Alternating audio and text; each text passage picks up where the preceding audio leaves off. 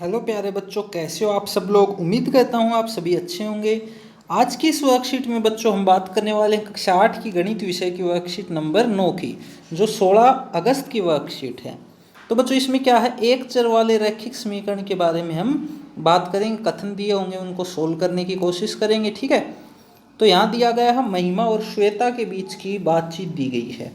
महिमा ने श्वेता से उसकी उम्र पूछी। श्वेता ने कहा, मेरी और मेरे बड़े भाई की उम्र दो क्रमागत सम संख्याएं हैं। दो क्रमागत सम संख्याएं मतलब जैसे दो एक सम संख्या है तो अगली सम संख्या क्या होगी, 4, उससे अगली 6। मतलब ऐसी सम संख्याएं हैं जो क्रमागत हैं। जैसे भाई 6 और 8 हो गया, 8 और 10 हो गई, 10 और 12, तो ये क्रमागत संख्याएं हैं आपस में, ठीक है। 4 और 6, 6 और 8 ऐसे, ठीक है। तो दो क्रमागत सम संख्याएं हैं। दोनों की आयु का योग 30 है। अब स्वयं सोच लो मेरी उम्र कितनी होगी। तो ठीक है, तो महिमा ने अनुमान लगाया कि भाई 10 और 20, क्योंकि दोनों सम संख्याएं हैं, दोनों का योग 30 है, तो ये होगा। पर 10 और 20 बच्चों क्रमागत नहीं है। क्रमागत मतलब एक दूसरे के आगे पीछे की नहीं है, क्रम नहीं है इनका। फिर सोचा 18 और 12 होगा, ये दोनों भी सम संख्याएं, इनका योग भी 30 होता है, परंतु ये भी क्रमागत संख्याएं नहीं हैं, ठीक है। फिर टीचर ने क्या बताया, देखिए, माना श्वेता की उम्र 2x है, क्योंकि ये सम है तो 2x मान लेते हैं अपन, एक सम संख्या है, ठीक है।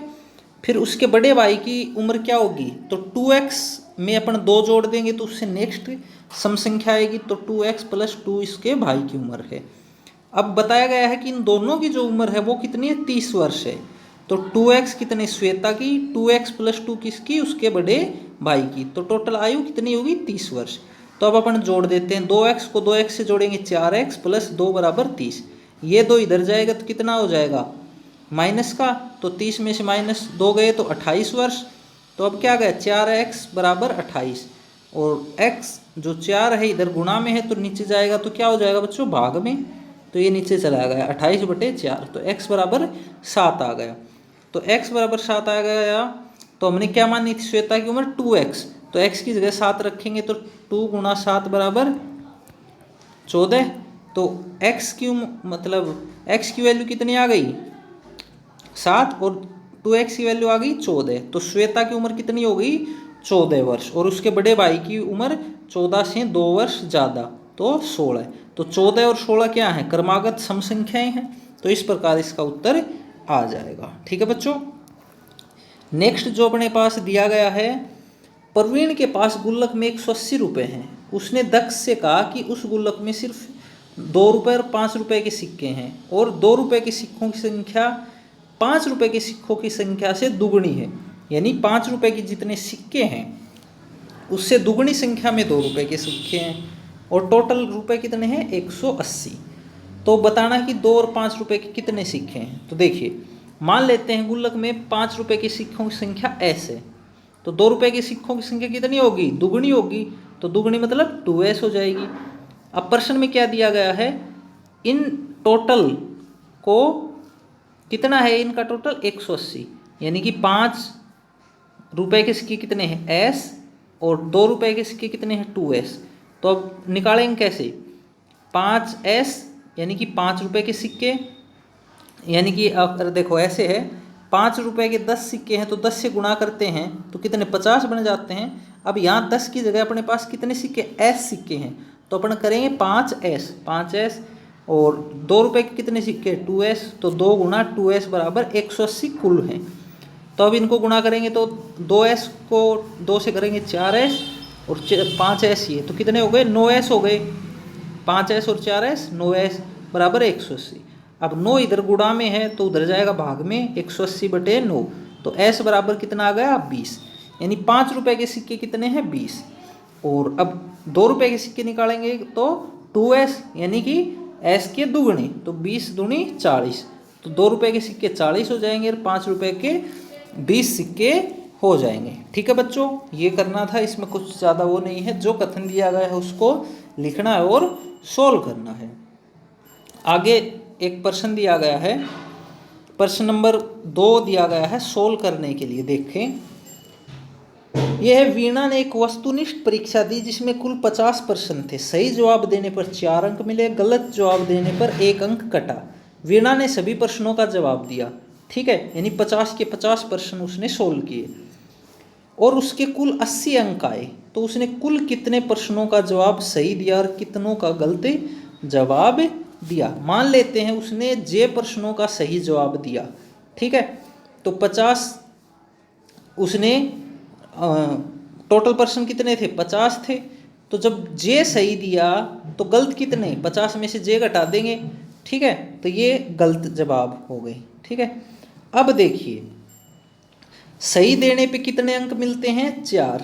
तो टोटल उसको सही कितने अंक मिलेंगे, सही प्रश्नों के 4 गुणा जे यानी कि 4 जे, और गलत प्रश्नों के ऊपर कितने अंक कटते हैं, तो कटते कितने हैं भाई, 1 अंक कटता है, तो कटेंगे कितने, 50 माइनस जे गुणा 1, ठीक है, क्योंकि गलत प्रश्न कितने, 50 माइनस जे, ठीक है, और कुल अंक कितने हैं, 80, ये दिया गया है, उसके 80 अंक आए हैं।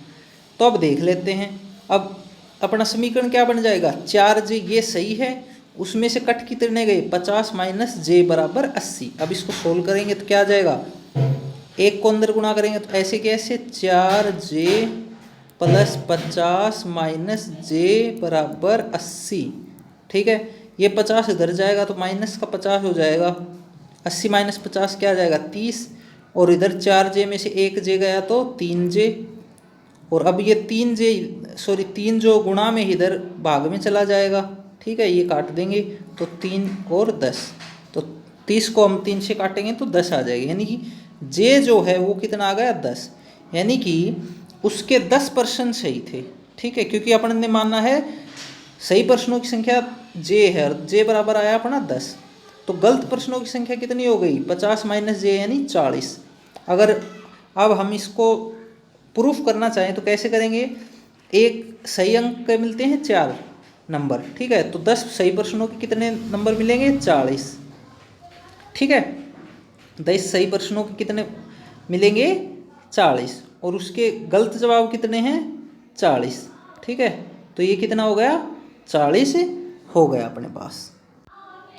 पर बच्चों अब हम देखेंगे कि ये जो अगर उसके टोटल नंबर 80 आए तो इस हिसाब से तो 40 नंबर उसके सही प्रश्नों के मिलेंगे और 40 के गलत जवाब के कट जाएंगे, तो ये उसका 0 आ जाएगा। पर इस प्रश्न में कुछ न कुछ प्रॉब्लम है। देखिए ये जो स्टेटमेंट दिया गया है 4 जे, ठीक है, 4 जे का मतलब है कुल अंक, और कुल अंक उसके आए हैं 80, तो इनमें से ये जो गलत प्रश्नों के हैं ये घट जाएंगे, तो घट जाएंगे तो बच्चों कैसे करेंगे, 4 जे माइनस का आगा 50 और -1 और माइनस जे कितना हो जाएगा, प्लस का जे बराबर 80।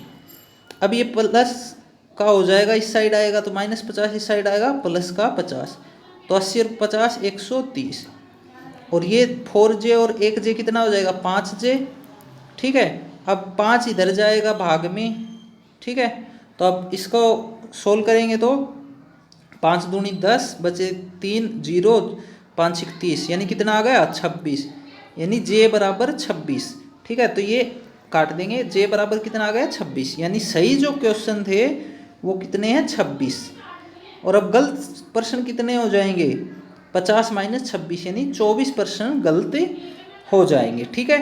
तो अब इसकी जांच करेंगे तो क्या हो जाएगा, 24 गलत प्रश्न है तो 24 नंबर कटेंगे, और 26 प्रश्नों के कितने नंबर मिलेंगे, 26 गुणा 4, तो 26 गुणा 4 26 दूनी 52, तो 104 प्रश्न नंबर उसको सही प्रश्नों के मिले 104 नंबर, और 24 नंबर उसके कट गए, तो 104 में से 24 घटा देंगे तो क्या आ जाएगा 80 आ जाएगा, यानी अपना उत्तर सही है, ठीक है। तो यहाँ बच्चों आपको सिर्फ माइनस करना है, ठीक है। नेक्स्ट क्वेश्चन देखते हैं बच्चों, 7 से विभाजित होने वाली 2 क्रमागत संख्याओं का योग 347 है, ठीक है। क्या दिया गया है, 7 से विभाजित होने वाली 2 क्रमागत संख्याओं का योग 343 है, ठीक है। तो अब इसमें क्या करेंगे बच्चों, देख लेते हैं। पहली संख्या मान ली कितनी, अपने पहली संख्या क्या मान ली, x मान ली, ये x मान ली। दूसरी संख्या है x + 7, ठीक है। तो दो क्रमागत संख्या है, उनका योग कितना 347। तो क्या हो जाएगा 2x + 7 = 343। अब 7 इधर जाएगा, माइनस आधा हो जाएगा, तो कितना बच जाएगा 336 बच जाएगा। अब 2x है, 2x = 336, तो x बराबर क्या हो जाएगा 336/2। तो इसको भाग करेंगे तो क्या आ जाएगा 118।